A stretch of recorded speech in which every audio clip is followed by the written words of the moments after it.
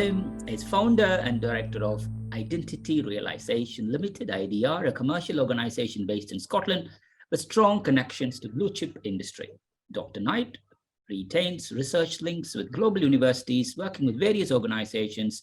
This combination of commercial focus and scientific application has seen Craig help realize increase in well-being of up to 40% productivity and up to 32% and effective intelligence of up to 19%. Craig has been at the forefront of research projects. His commercial post-doctoral research points to what people need to thrive when working from home and in the third space, as well as what the new post-pandemic workplace must provide. Craig applies evidence-based science to improve leadership, employee retention, and the impact of design and management. Craig is chartered registered people, a doctor of psychologist, who has operated at director and managing director levels across business leadership, design, and consultancy sectors since the turn of the millennium. Published peer-reviewed studies by Craig and colleagues consistently show the most important factors in a successful working environment, which are a willingness by leaders to fully engage with employee input into business processes, the development of open decision-making, and developing trust. Building this new dialogue between psychology, leadership, and staff has been at the heart of television documentaries, academic discussion, and commercial debate. IDR directly challenges existing relationships and management practices. The effects are rapid, positive, dramatic, and long-lasting. That's brilliant. Thank you, Craig, for joining Baachu Talk FM podcast. It's a pleasure. That's the most comprehensive introduction I've ever come across, Pascal. Thank you. No, it's brilliant. It's your career. It's your story, Craig. So let's start from the beginning. Where were you born? And let's talk about your early life in schools and education. Well, I mean, psychology came relatively late. I did a number of jobs. I was in sales for a long time, and I got into office design. And I was with a client one day, and I asked them how they decided who sat where in an office. And they pointed to a ceiling a little bit like yours, the one in your office there. And they said, well, we count the number of ceiling tiles and divide by the number of people in the room and give them that number of ceiling tiles of space each. There might be a better way of doing it than that, I thought. And that just kicked me off to look at how people sit, react in space, and then from there, how leadership affects them and how management affects them. So workplace became more and more a thing in my life. Got it. But before you became workplace, before you were into sales, let's talk about your early life. Where were you born? I was born in the English Midlands. My hometown was a place called Leicester, which you may or may not have heard of. And my father took great pleasure in infecting me with the sporting fortunes of Leicester, be that the football team, the cricket team, or the rugby team. Yes. So that was all pretty rubbish until 7 years ago when things were fantastic and we won the Premiership. And that was one of the best days of my life. That was just absolutely marvellous. And from there we moved north and just outside Manchester. And then I had secondary school across in Bradford in West Yorkshire. And from then on, what was your early graduation? Did you specialize around? Yeah, I went to Cardiff first of all. And from Cardiff, I came back home and I took a job with the Yorkshire Post newspapers. And that was lovely. I enjoyed that. That was a really good job, especially being there during the miners' strike, which is what was utterly fascinating. Hideous time for the people concerned, but a fascinating place of how a government can traduce a whole level of society in one season. It's just incredible. And I stayed there for a while, and then I moved into the lands of IT, telephone systems, and that kind of stuff. And I was there for quite a long time. And after that, I just fancied a change. And after all the IT stuff, I got into offices. There was this company that impressed me quite a lot, a company called Claremont in the northwest of England. And I moved across there with a splendid guy called Mike McEwen. And Mike and I were sitting in the boardroom one day, and Steve Chamberlain, who owned the company at the time, said, "Gentlemen," he said, "I would like you to tell me what's wrong with my business." Which is a brilliant question to ask two guys who had just come from the outside to look at what the business was about. And that, again, started you looking at what makes a business tick. And also, as it was a workplace business, what makes workplaces tick? How do people sell into workplaces? What do they do? How are they designed for those workplaces? And crucially, and most importantly, what are the effects of those workplaces when they're designed, installed, and managed? What goes on there? And that, as I say, was a catalyst to everything else. I then did an Open University degree in psychology. I did a master's at Hull, a PhD at Exeter, got myself chartered and registered, and here we are today. Wow. That's an amazing. I think at least a few decades of your career, you just put it in a few lines there. Thank you, Craig. So, what does workplace psychologist do? Well, that's a really interesting question to start with, because the whole point of workplace psychology is it's an unprotected title. So when anybody comes across a workplace psychologist, the first thing they should do is ask, are they really a psychologist? And ask to check. Because if you, in the UK at least, if you want, anybody can come as a psychologist, anybody, for example, comes as a therapist. So be very careful when somebody says they're a workplace psychologist and check that they are. Say the qualifications. But to answer the question directly, what I do as a workplace psychologist is anything to do with people at work. And that, for example, could be handling issues of stress, it could be handling issues of recruitment, it could be handling issues of conflict, anything. But I've chosen to specialize, in my case, in the effects of design, leadership, and management on the people in the workplace. Because somebody was very keen once to know how much their input in terms of design was worth. You know, if somebody sells you £1,000 of design, how much money is that worth to the business? And they don't know, because there are things like seasons and holidays and staff changes and all these things. So we started to try to find out, and we found out. And that then got us to look at things like the cost of management and the different styles of leadership and how those affect people at work and what the costs are, both in terms of psychology. So the psychological costs of or benefits, of course, the psychological costs of what people do to you, and the physical, the commercial costs of following certain courses of action, be they good or bad. Wow. So you already shared why you were interested in workplace psychology, and what inspired you to pursue this career. Any particular incident was the trigger point for you to know, what, this is what I'm going to do for the rest of my career or rest of my life? Well, I mentioned the one about the ceiling tiles, encountering the ceiling tiles. Yes. And the second one was a beer. And I was just having a beer with a friend of mine. I said, it was really interesting why people do this. Why would people just divide up space? And why is it, I was saying at the other end, that some people think they're entitled to whacking great offices when they're never there, and they cram other people into little bits of space? What's going on? And a friend of mine just looked at her, she said, that sounds like psychology to me. Have you ever thought about that? And that was the catalyst, really, that pushed me forward. And that day, I wrote off to the Open University and asked to enroll in their courses. And wow, if anyone thinks about doing an Open University degree, do it. It's one of the best things you could ever do. It's a brilliant thing, an OU degree. Yes, Open University is amazing. So it is. Like the beer incident that you mentioned, what do you think are some of the most common psychological challenges that employees do knowingly, unknowingly, or they face in the workplace? Well, I think it depends which level of the scale we're talking about. I think the hardest thing and the most overlooked thing are the people at the bottom of the hierarchy. Yes. If you look, for example, at the design literature or the management literature, it always concentrates on what a chap called Peter Drucker called the knowledge workers. Those are the people with skill, with education, with high prospects. And it ignores what another guy called Paul Morrell called the overmanaged, over-monitored majority. You know, the people that, for example, just rock up, sit in a call center all day and go home. Because what happens an awful lot of times, and part-time jobs, this kind of stuff, is those people are overlooked in terms of sexy design and sexy management. And they are the ones that are treated too often like units of production. You know, they're put into corners, they don't have a desk to call their own, they don't have a space to call their own, they can't necessarily personalize a space that they have.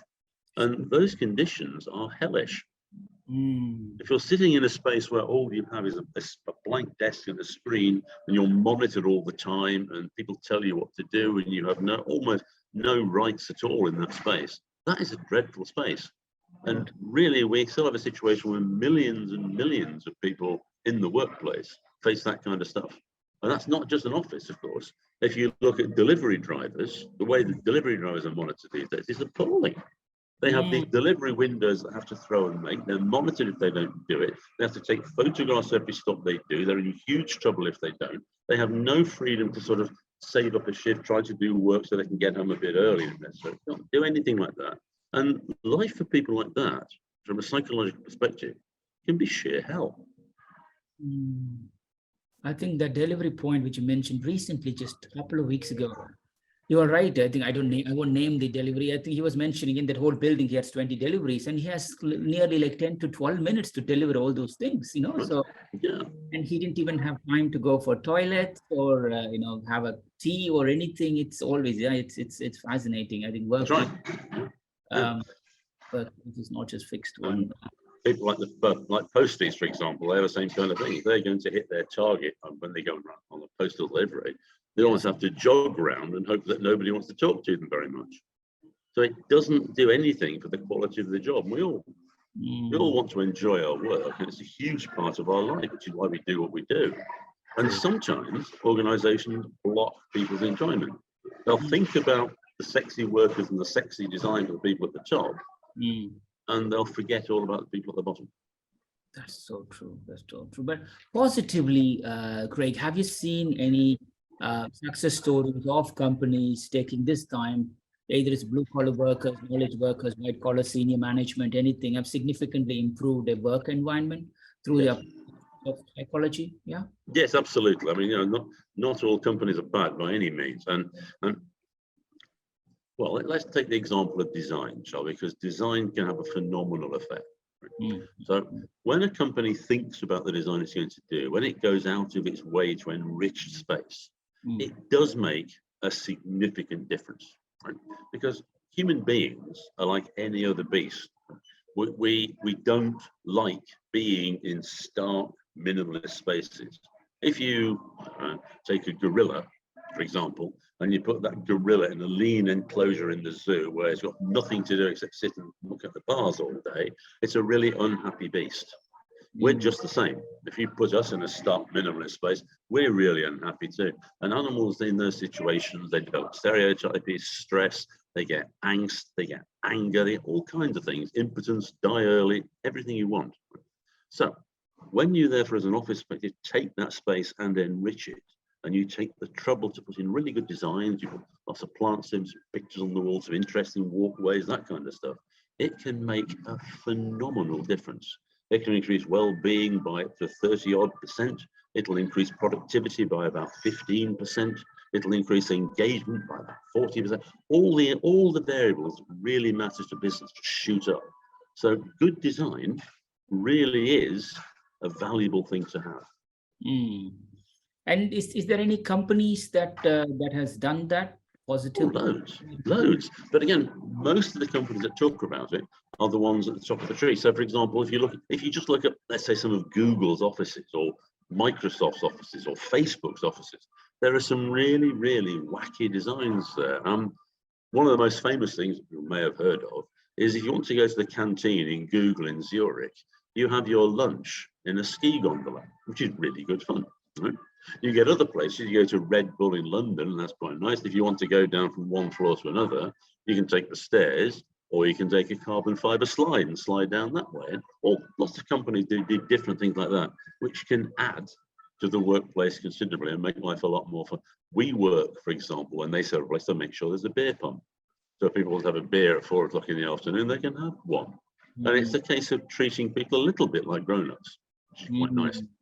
But I'm going to contradict myself deliberately now. What also is important is you don't treat them like kids. Too many companies do that. And to go back to that Red Bull example of the slide, that's all fine, nipping down a slide, but you wouldn't want to go down in a skirt, for example, would you? It's not necessarily that considerate a thing when you think about it. So it's a case of input into the design that's even more important. Good design has an effect. Giving people input into that design has an even bigger effect, an amplified effect. So when companies do that, when they think about the space they're providing for their people, that's one thing. And then, of course, management and leadership have quantum effects of their own. Got it. Brilliant. I think you already shared what contributes a positive work culture, also how organizations can implement them. Any one thing, do this and don't do this part of this, Craig? Yes. I mean, we can end the interview on this particular section if you want. What makes a really good job is a combination of three things. Right? You give people autonomy, so the right to make their own decisions. You give them resources, stuff to do the job with. And that's not just physical things, that's things like time, access to the right people, quite as much as it's things like software and chairs. And you give them the time to do it. So autonomy, even the trust to do it. So you trust people that are honest. Give them the autonomy to get on with it, give them the resources to do the job, and trust them to get on with that. A, R, and T, and you have a good job. That's the definition of a good job. Nice. So when it comes about psychological safety or emotional intelligence, how do you think that plays with workplace, and also because we all know how important it is to well-being and productivity of employees, but does people also look into, because you already talked about safety a little bit, Yes. how does the concept of EI and psychological safety play a role in this overall? Well, that's a very intelligent question. Emotional safety is psychological safety thing, but if you think about safety as part of something, and we look at an overall concept called psychological wellness, and that's how at home, psychological ambience, how comfortable people feel in their workspace, because feeling safe is a part of that. So it's how at home you feel in your workspace. That's a crucial variable that influences almost everything else. If you feel at home, comfortable, safe in your space, then you can really get on and do the job. But that is, as you will appreciate, not something you can do like that. You can't just go in and say, I'm going to feel comfortable today. It's the action of that autonomy, resource, and trust, those three things we spoke about, that act directly on how well you feel. If you have those things, you feel well, you feel safe, you feel good, because you can monitor your own workspace. So people that say, well, we're going to get somebody in to talk about wellness are wasting their time if the company's not doing a good job, because you can't just make people well by telling them to go and eat sweets and exercise.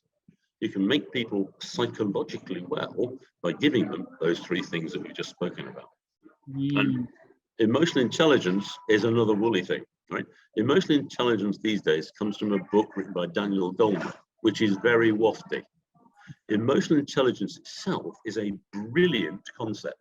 It was developed mainly by two people called Salovey and Meyer back in the early 1990s, and that is superb. And people should go back to that and look at it and understand what it is, because having emotional intelligence is an incredibly valuable thing. And again, just to pull full circle, if a management team, if an organization has emotional intelligence, it will give people autonomy, resource, and trust. So it all comes back to that. Rather than saying we're going to have stress management classes, we're going to look people and we're going to take people for walks around the countryside. That will make no difference if people don't have those three things. That's a brilliant point. You also alluded to mental health and stress. This month is Stress Awareness Month, as you know. Yes. And you're going to find a lot of notes coming up with how we can do this, all these things. Sure. Realistically, practically, what are some of the strategies that managers and leaders can use to help employees manage stress and maintain mental health in workplace? So I'm not a crack record. Let's park autonomy, resource, and trust. Let's assume they're there, because people can still feel stressed even with those things. Right? So if people feel stressed, the thing to do is go and analyze the job and find out why. You'll sit down every.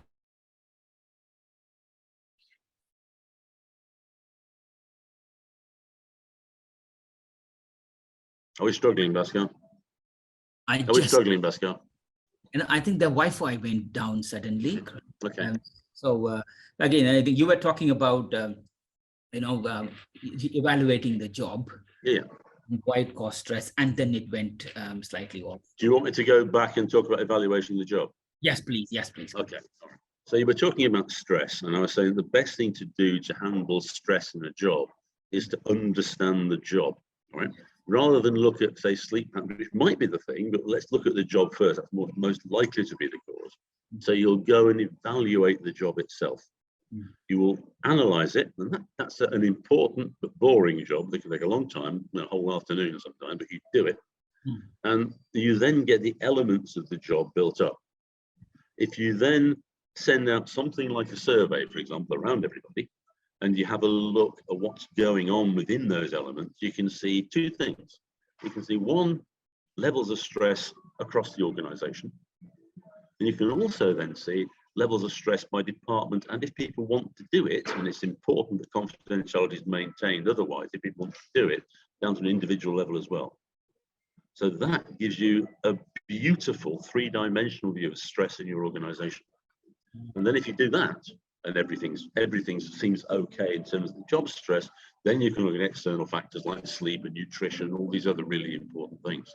So first of all, make sure management's doing its job right. That's the most likely cause of stress. If that's happening and you're still getting stress, then look at the job itself. And if it's still not, then it's an external factor the other way, and you look at things like sleep patterns, family stress, and work-life balance, all these kind of things.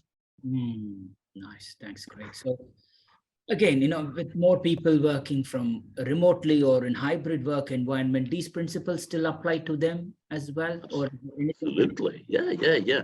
I mean, I looked at people who did a longitudinal bit of research right through the pandemic, people working from home. And working from home is a different workplace, but it's still as open to things like stress as anything else. And there's a very interesting pattern to echo what we were talking about earlier. As stress, for example, at the start of the pandemic when people were working from home was pretty much the same for everybody. But by the end of the pandemic, management was having a great time, and the people at the bottom of the food pile generally weren't, which is another really, really interesting finding. So, yeah. Wow. And also part of when we say employees as a whole, they are actually different, they are unique. So what role does diversity, inclusion, justice, equity play in creating a psychologically healthy workplace? It's crucial. We're a diverse world. The workplace should reflect the world around us, and that's in every sense. Okay, it's very easy, relatively easy, or should be easy, to reflect the world around you in terms of color and gender and age, because you can see those. So you can look at an organization and say, does it roughly reflect what's going on in society? But we need to also consider things like neurodiversity.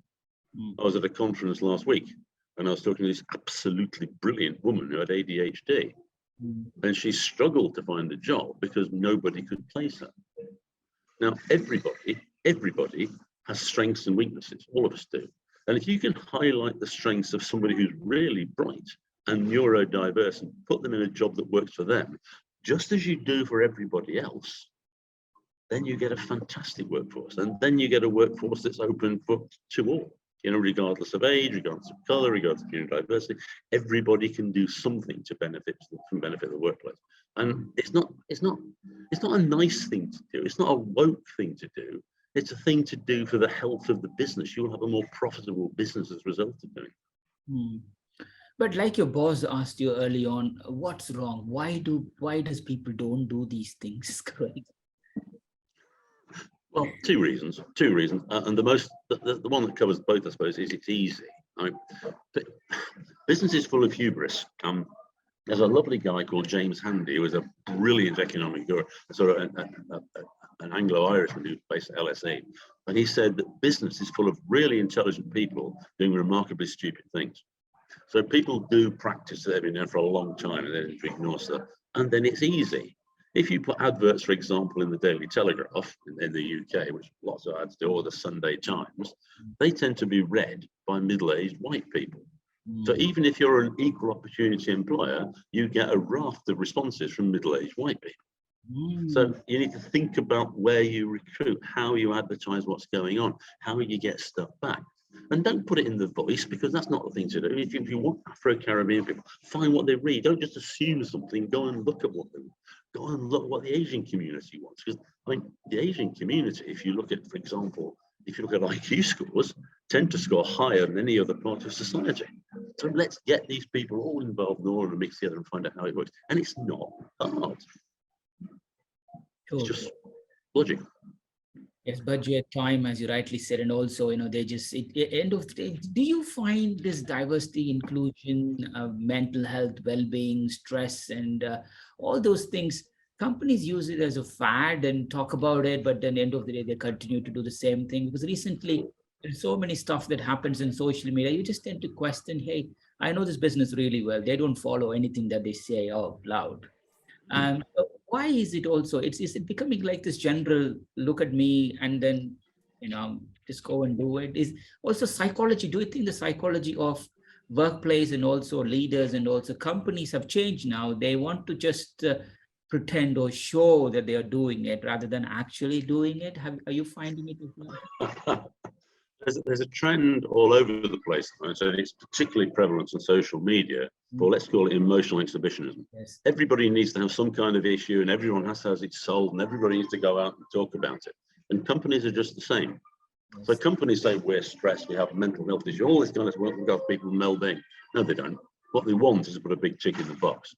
So that's what I'm just talking about earlier on. People want to get in, they'll get in people and they'll say, I'm a stress specialist. We're going to get our people talking about stress. We're going to get our people talking about their mental health. We're going to get our people talking about something really valuable, which is nutrition, for example.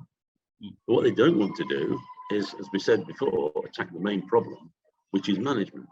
Management causes almost all of the issues in organizations. 70% of people leave their jobs because of issues with management. That's an awful lot of people. Not to advance their career, not for more money, to get away from some kind of issue with management. So a very good question for all organizations to ask is, what is the point of management in this company? And they answered that, and they answer it well, and they'll get a whole lot of problems sorted, and that will automatically solve problems down the far end. So rather than do the emotional exhibition, we're going to get people in to look after our mental health. No, they're not. What they're going to do is get people in to put a sticking plaster on an issue that they've caused, sort the front end out. Then, if you still get issues at the far end, attack it there. Because things like stress, are what we call a dependent variable. They depend on what else happens. You can't just go into work and say, oh, I'm not going to feel stressed today. Something's causing that stress, find out what it is. That's a very, very important point. Thank you for sharing. Again, the rise of AI, which has been the talk for the past 2-3 months, especially after ChatGPT, OpenAI, etc., and automation. Have you seen any early studies about the impact of AI, positive, negative, on the psychological well-being or of employees and also people and workplaces? The quick answer to that is nothing of that I trust necessarily, but there's some fantastic hypothesizing going on at the moment, because AI has, we can all look at doomsday scenarios and say, well, what's it's going to do us all out of a job. But we should also recognize it's got some fantastic possibilities as well. If you use something like what's it called, ChatGPT, I think it is, it can develop just some wonderful things like quotations, for example. And you might say, well, that's unfair using it, but if everybody's doing it, the quality of information that will be put forward can be improved by masses. Because what AI is going to be really good at is doing the stuff well that we find really boring. The mundane kind of responses that people just sort of tick through boxes can suddenly be done well. It can also perk up people's lives at the bottom end, because all these boring jobs that we're talking about can be handled by AI, which means that the people that do those jobs at the moment, there's the issue of threat, we'll come back to that, but all those people, those jobs at the moment, can then do the elements of those jobs they want to do, that they do enjoy, that can be done better. Right? Because if you're a human being, you have the ability to intuit, you have the ability to understand, you have the ability to get inside other people's heads, which AI at the moment doesn't have. If you look, for example, if you met Nick Cave, the musician you probably heard of. Nick Cave was presented with some stuff that AI had done in his style. And I recommend people look at it online. It's just brilliantly dismissive. And Simon Armitage, the poet laureate, was also confronted with some poetry that AI had written. And he looks at it, well, it rhymes, right? because it will do basic stuff, but it won't do the high level things. And it gives us as humans the chance to do something to achieve what Csikszentmihalyi, get it there in the end, called a sense of flow. That is, achieve what we can do best, because other stuff underneath is being done for us. So AI has some fabulous potential like that, as well as all the doomsday stuff that people talk about, of course. Yes. We need to consider. I think, as you rightly said, I'm a firm believer of exactly this same principle that you put forward. Say, you know what, we are doing all this repeatable, mundane, boring stuff.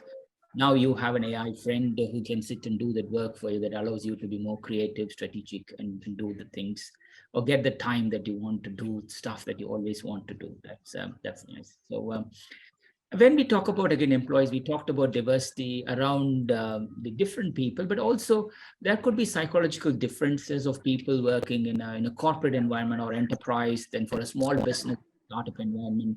How do you think the psychology affects? Some people prefer to work in startup for 1 to 10, 20 max people. Others tend to go for mid-cap small companies like 20 to 100-ish, and others tend to say an enterprise. Do you find people consciously choose to work around, or they just, or based on the opportunity growth, they just move along? Was there any psychology, workplace psychology or employee related analysis in there? Again, you hit on something quite interesting there. What I do in my job is look at issues in the workplace. And smaller companies tend to have fewer of those issues. They still have them. Every company has its own issues. But when, let's say we start a company between us, we will decide what time we want to come into work, what kind of car we want to drive, what furniture we'd like, where we'd like to sit. And that tends to be true up to about a level of 20, roughly speaking, about 20 people. When you get to sort of 20, 21 people plus, suddenly one person needs to know better than everybody else. And they say, we're going to have this furniture, we're going to have this design, we're going to come in at this time, you're going to come in at this time, Bhaskar, I'm going to come in at this time, and these people down the road, they can do this shift. And as soon as somebody starts to know better than everybody else, then the psychological issues tend to really kick off. So there is that size. And then the way the organization runs in terms of its structure, its hierarchy, how open it is, has different effects as well. That's so true.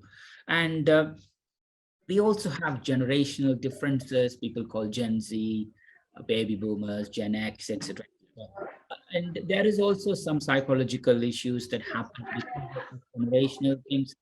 What did you find so far? And also, how can companies work along with different generations? Okay. First of all, to answer the last point first, how do you cope with different generations? How do you cope with different people? Ask what people need, get them to do the job. Now, as far as generational differences are concerned, that's annoying. We are people. We are generally the same. So people will talk, when I saw it the other day, for example, they're talking about different issues of stress in the workplace. And the figure was not, forgive me, this is not bang on, but it's an accurate representation. It said that 73% of people are stressed at work. 83% of Gen Z are stressed at work. What's going on with Gen Z? That's entirely the wrong question. What we should be looking at is 73% of people are stressed at work, and there are variations around that figure. Because the difference between 73 and 83 is 10, but 73% of us are stressed at work, and that fits in very much with the 70% management figure I gave you before. We are, as people, pretty much the same with differences. We react pretty much the same with differences. So what we do is we make a workspace that works for everybody, and we let people have input into that workspace and how they want to work that accounts for those differences, and that's it. Me as an old bloke and an old chap, and there's a woman who's just starting after a university career, comes in at 21. We have pretty similar reactions to that space. I mentioned the need, for example, for enrichment in the space. We both have that. What we do have differently is we might say, well, actually, I quite like roses in the space, or I like this plant. I prefer cacti. So that's the difference. But the difference is relatively small compared to the similarities between us. And that's the same right across the piece. It's not difficult to get a workspace right. You do the basics that appeal to everybody, and you then allow people to modify the space, to modify their work patterns to suit themselves. If you've got kids, you will want different work patterns if you have them. It's not rocket science, is it? Totally. I think that's a very, very important point, Craig. Find the commonality or the similarities rather than to find differences. You're right, time and time again, or becoming a very, very standard practice now to just go deeper and deeper into segmenting people, segmenting stuff, and getting deeper into why people. But it's also important to balance the commonality as well. That's a point. You also mentioned about communications, what simply ask, but what role in general communications play in creating a psychologically healthy workplace, and why do organizations don't get it wrong or don't get it right? I refer you back to Charles Handy above and clever people doing stupid things. People tend to, a quick example, we are following work plans, agile working, flexible work patterns, hot desking, all this kind of stuff is at least 100 years old. Agile working was first developed by Josiah Wedgwood back in the 1760s, right? So we just keep on repeating the same mistakes year after year after year. That's one reason. But all people need to do is give people input into the space, right? And give people input into the management that they have, and let them decide, really. So,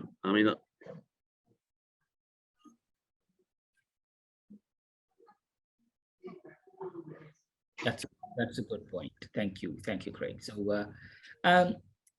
from your experience of working with organizations at all levels, what do you think are the common reasons or excuses that management or organization give for not investing in workplace psychology initiatives? Whether people exist in workplace psychology or not is up to them. What people need to do is invest in the people that work for them. That's the really key thing. And you need to invest in people as sentient, difficult, perspicacious but capricious animals, if you will, because they will act differently at different times to exactly the same response. So when you set up a space, you need to make it flexible enough to handle people's psychologies, because we're all different. So to put people in the straitjacket of the same space, expecting the same behavior patterns and expecting the same rules to be followed, isn't going to happen. The psychology of the workplace is about the psychology of the people in it, because people are what make a space. They're what make an organization. So allow for them to express their psychologies, and you will have a good place to work, because you're going back to those things of autonomy, resource, and trusting. You're allowing people to do that. That is what the psychology of the workspace is about. It is not about management showing off. It is not about making grand statements. It is not about emotional exhibitionism. It's about getting the space right for the people that work there and managing them in the way that works for the people, not for the management team. Well said. Thank you. So you already talked about some of the creative out-of-box ways that Google or Red Bull or others have done to create an organization, like implement workplaces. Is there any other examples or any other out-of-box creative workplace environments that you have seen? A good one that I really quite like. I'll even mention the company name because I was so impressed with them. I don't really mention company names, but there's a company called Ambius, and Ambius had an office in Paris, and they were getting very involved. They helped them. Without Ambius, there had no PhD that I did. They were fantastic. I thought, getting very involved in the research that was going on, that we were doing in Exeter at the time. And they wanted to make their office in Paris as flexible and right for the people that were there as they could, but they had no budget at all. So what they said to the people in Paris, well, just make yourselves at home, do what you want in the space. And so the people in Paris did exactly that, and they developed their own space. And so you went in, and for example, what happened when you went up the stairs is people had drawn portraits of each other. So you draw a picture of me, I'll draw one of you, or somebody else, whatever. And those pictures some of which are utterly bloody awful, but really funny, were in frames as you went up the wall. You had to try and guess who they were. You went into the reception desk and you would see different strands of. I remember there was some team and they were very into Africa. So they had camouflage nets all over the place. They had sort of palm trees going up. Somebody else into the Moulin Rouge, and it was pink and they had feathers going around the place. They had a meeting room that looked like the moon. They'd done it so they had a star net at the back with little lights on. They had cream-coloured beanbags like moon rocks and a low black table. And the whole place looked utterly fantastic, completely different.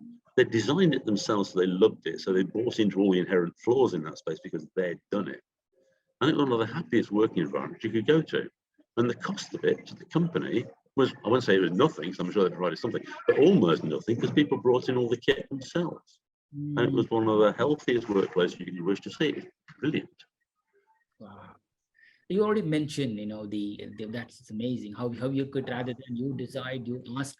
If you give the people the empowerment, they do it. So what are some of the most surprising and unexpected benefits that employees can get when we genuinely invest on this well-being place type of? All right. I've been a bit harsh on management so far because of what goes on, how things don't work. If management do it right, if they get it right, if they manage properly, if the leaders understand what leadership is, if people understand what culture is that most companies don't, if they get all of these things right, then the benefits at the far end are not just more money. They're not just higher, they're key, crucial organization for everything like well-being and psychology and stress and engagement and citizenship behavior and all of these things, overall happiness, will all go up. But it makes everybody's job easier. Right? So management will have a far easier life because people are happier. Relationships across the organization will be better. There's a thing called congruent identity, and a healthy organization has congruent identity. Now, what that means is that you and I are a team. So as a team, teams tend to identify quite well with each other, marketing, sales, accounts, whatever it happens to be. Just as unions, for example, tend to identify quite closely together. And similar teams are management. So these teams are identified together quite closely, but they can have very disparate identity because there's us and them. We are our team, we hate that team over there. But when you have an organization which is being managed, led properly, what you have is congruent identity. People identify both with themselves and with other people, and crucially with the organization.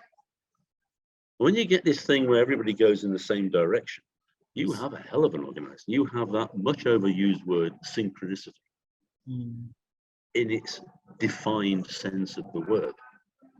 By getting congruent identity, and life is easier and pleasanter, and you don't need to work as hard or as long to achieve it. That's very important, Craig.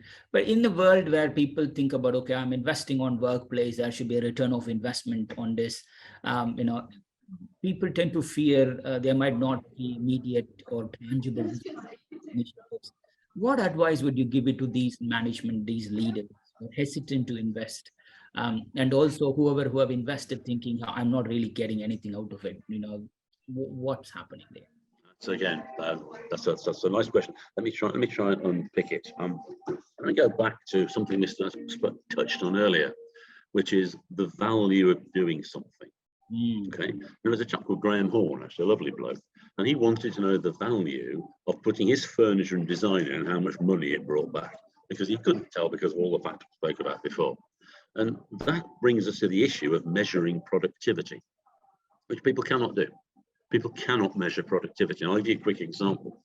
The commonest way that people think we are more productive or less productive is they send out questionnaires to people. And they'll say, working from home, working from the office, where are you most productive? People are absolutely bloody clueless of how, excuse my language, how productive they are, because it's an objective measure. If you were to run a marathon, and at the end of the race, I said, well, Bhaskar, what was your time in that marathon? But there's no stopwatch involved.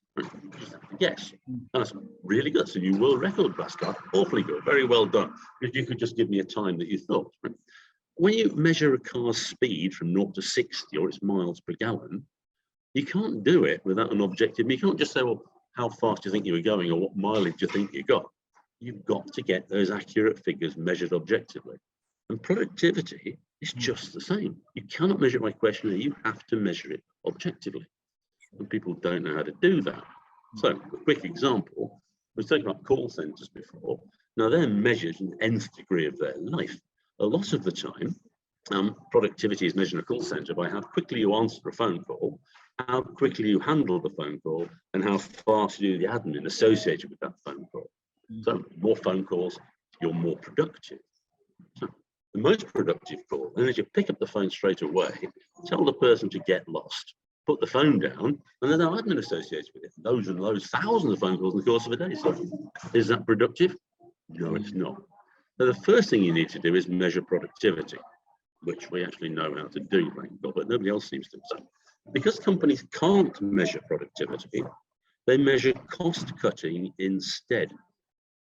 So things, for example, like Lean and Six Sigma concentrate on waste and error reduction, both of which are complete anathema. Because first of all, if you're cutting waste, whose waste? If you believe in this lean, clean space, your waste is my important photograph from my family or my souvenir from Spain or that plant that I like. That goes away. That has huge psychological ramifications that affect productivity, but they're not measuring that. If you're talking about reducing error, well, if you don't make mistakes, you don't learn. That's another stupid thing. So again, Lean and Six Sigma, these bastions of management that are the most popular method of management across the world, don't just not work, they're toxic. When you're doing all that and you're looking at productivity and measurement, then what's going on? So what management needs to do is stop doing this stupid stuff and instead focus on doing things right. Because we can teach people to measure productivity. We can teach people how to get the right things done at the front end. When we do it, we get all of these good benefits that we spoke about before in terms of well-being and performance and low stress and everything else. And it just needs sense and intelligence. And there you go, it's done. I'm sorry, it's a long answer. That answers your question. No, I think that's brilliant. I mean, like, I think it's important. I mean, like, don't get, certain elements in life can't be measured. And here you're doing the right thing for employees, if they're happy, if they are at the right place, and if you are managed to retain the right sort of employees, and that converts itself into the bottom line. Again, it's a nice summary there, Craig. So Craig, finally, just for fun, before we enter into personal or rapid random fire questions, if you could create an ideal psychological healthy workplace, what would be some of the most distinctive and unusual features? Important. It's not difficult, really. The best workplace are ones that people build themselves. So you let people build it themselves, but what you do is you let people develop that space by themselves as teams. So rather than you and I saying, I want this and I want that, which is a recipe for chaos, what we do is we build that space together. And we also factor in expertise, say like management, for example, that we control. So instead of management saying, we're going to do this, what management is about facilitating what goes on.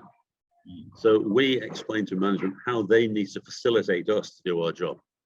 Because management is not about ordering. That's not what management is, but every company seems to think it is. Management is about facilitating what people need to do their job. So we bring management in, but instead of them telling us, we tell them what we need. The space is developed, the management is developed in the way that we want it to. And I tell you, my friend, that gives you a wonderful space because you have in it what you want, you're managing the way you want.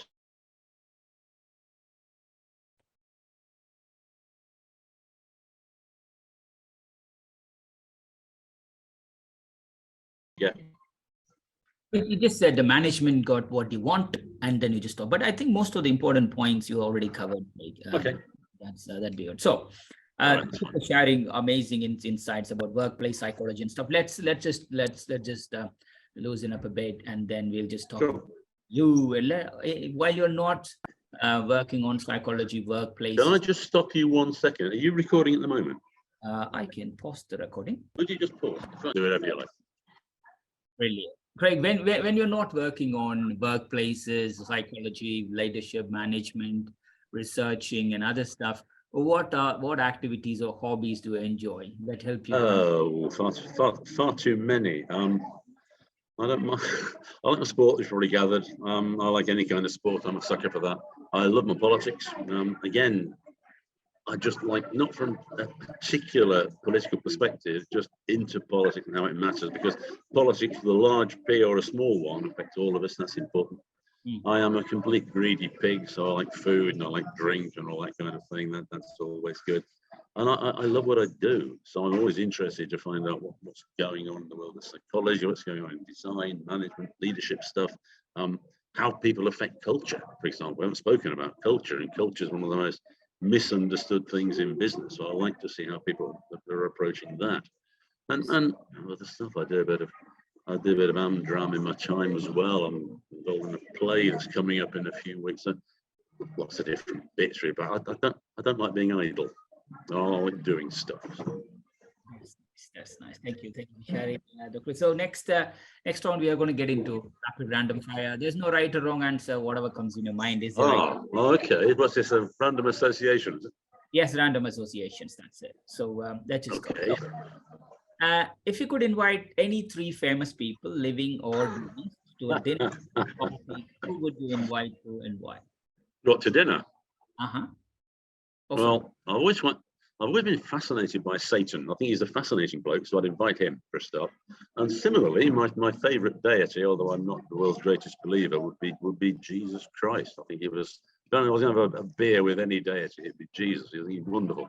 So I'd have those 2, and then who else? Who else to invite? I think I'd like to invite somebody who's really going to stir it up.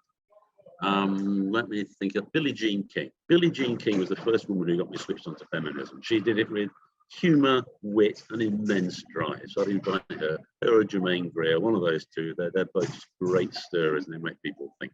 So give me 4. 2 of each, then we get a party. Satan, Jesus, Billie Jean King, Germaine Greer, of those 4.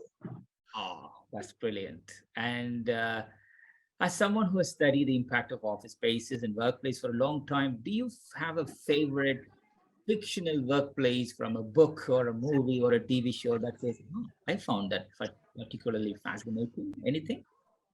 What a brilliant question. Do you know what? I've never actually thought of that, about a fictional workplace. Starship Enterprise's bridge. That's always been interesting. I don't know if you go back to, if you haven't seen the original Star Trek with James T. Kirk and Spock and all the rest of it. Some wooden top acting, but some wonderful sort of bobbly shutters and doors. How they reacted in those different spaces. So they all did different things in those spaces, and they went from being interacting characters to suddenly being insular characters. So if Ahura, for example, is talking, she's having a chat with James T. Then she got to do something on the switchboard. She goes back and she'll concentrate on making sure the comms are all right. Spock is the same kind of thing. So yes, the interaction of the Starship Enterprise would be interesting, and how you could improve it, because you could. That's far from a perfect workspace. That's a good one. So if you could ask for any superpower, what would it be and how would you use it? Bloody hell. Superpower. I would like the superpower to be able to make people a bit more considerate.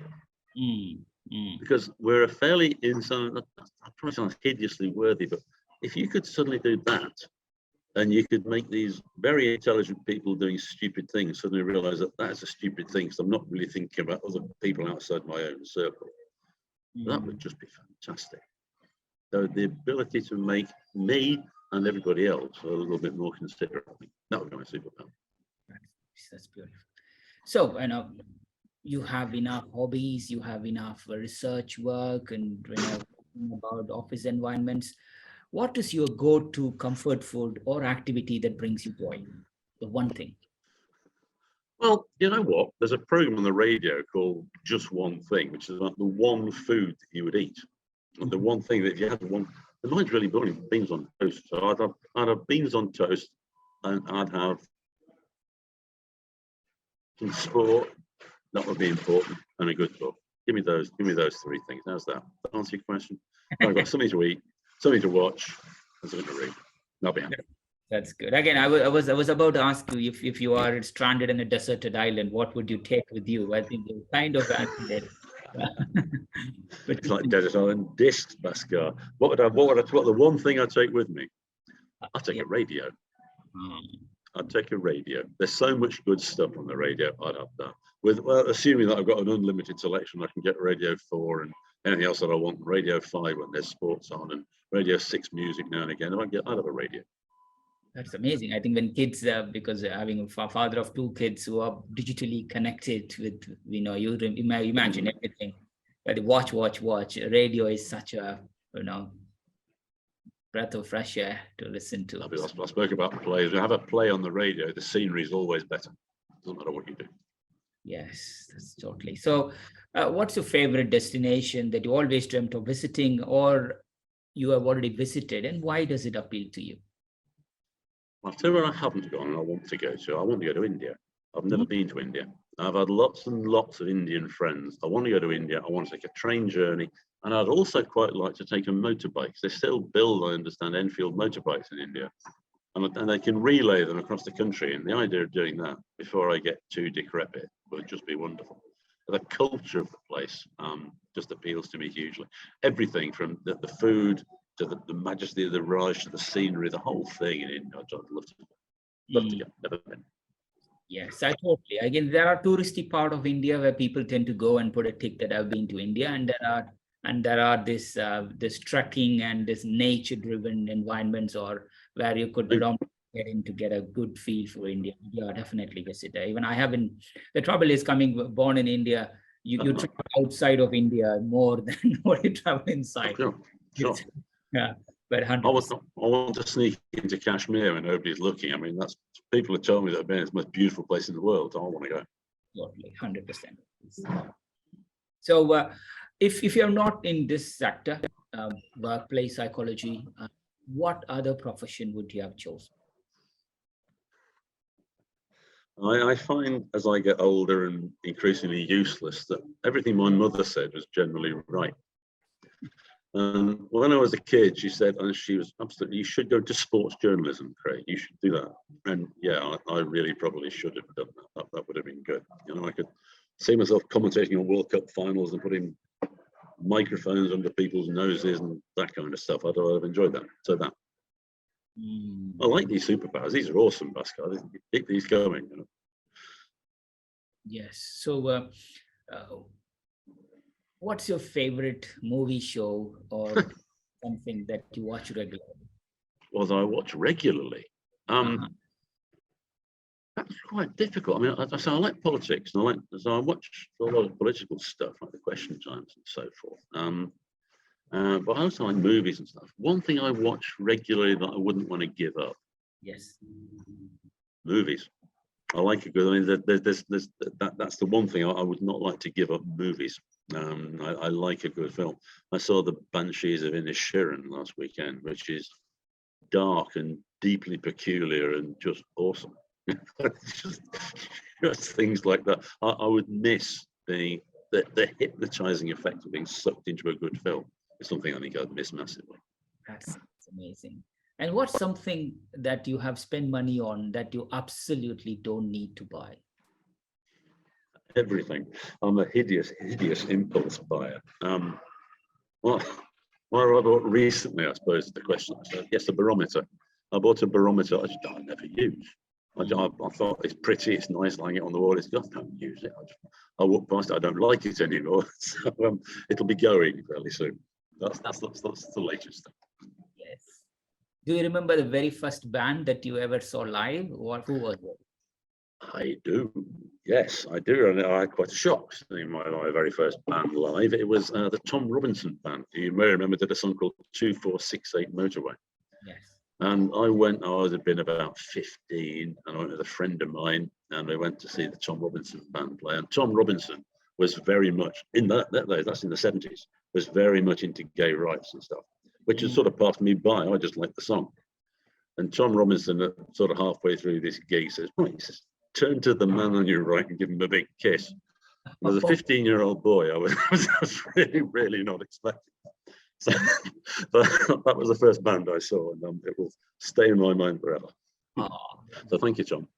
yes, nice. So what's something that's weird that you have eaten so far that you consider weird? It could be normal for others, but you consider, oh, that's so weird. Yes. Well, the things I want to eat that are weird. It's another reason for going to India, because it's my favorite cuisine. What have I eaten that what I consider weird? Broccoli and chocolate. That's what I had. That was weird, because somebody said it's a chemical combination that works really well. And somebody gives you broccoli with chocolate custard on the top, and you think that's going to be disgusting and horrible. And it's actually not bad. Whoever worked that out was broccoli with sort of chocolate sauce. Strangely works. But yeah, that's the weirdest thing I've Totally. So if you could choose to be a kitchen appliance, which kitchen appliance would you choose to be?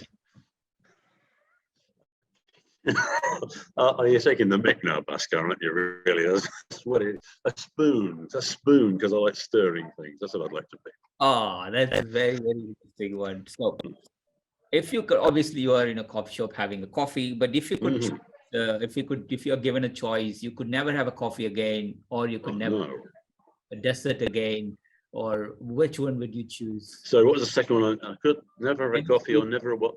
Any sweet? The sweet. Uh-huh. I'd give it the sweet to keep the coffee. I mean, I've got one of my favorite things here. I've got tip this. I've got an almond croissant there, because I think they're really nice, but no. We keep the coffee and get rid of the sweets. Totally. So last question. What was the last gift that you gave someone? An Easter egg, that's easy. it's chocolate time, isn't it? So that would be an Easter egg. So again, we touched a lot about your career, and here, is there something, one or two things that not many people know about you? Not really. I'm a pretty WYSIWYG open book, really. I don't think so. What don't people know about you? Yes, I lived in Australia for a bit. And there's one sports team that isn't tied to Leicester. I told my father infected me with Leicester before I left as an 8-year-old.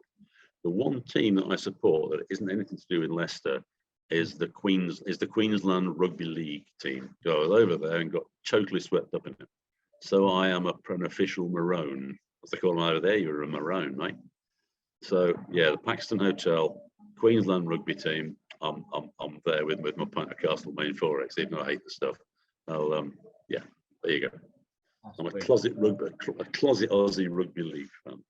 Ah, that's amazing. So thank you for sharing, Craig. So now let's go back to the people in your life. Who are the people who have been the most influential in your life and career? Bloody hell. Who would that be? 3 people. All right. 2 teachers. One was a woman called Alice Press, who was a primary school teacher when I was in Oldham. And she taught a lazy boy how to work at school. And everything Alice Press taught me got me through to my master's. And I did that, but purely listening to what I was taught at primary school.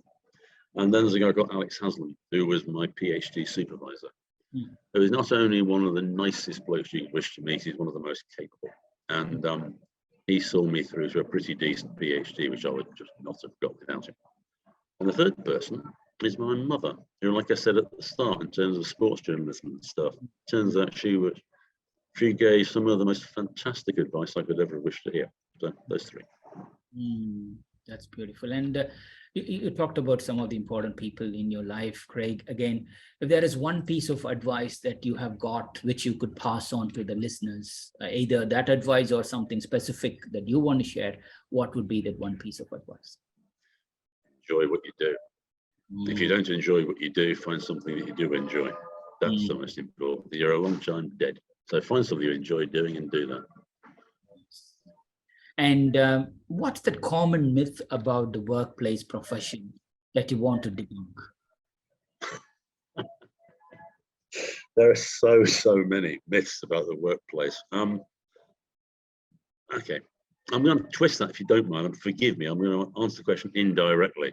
I want to say, the workplace, remember the word art. Okay, art, ART. It's not difficult. Autonomy, resource, trust. Or if you want, remember the word RAT, resource, autonomy, trust. Doesn't matter. Remember those. Give those. You've got a great workplace and a great job. That's what I'd like to do with the work. There's so many things that people do that they really shouldn't.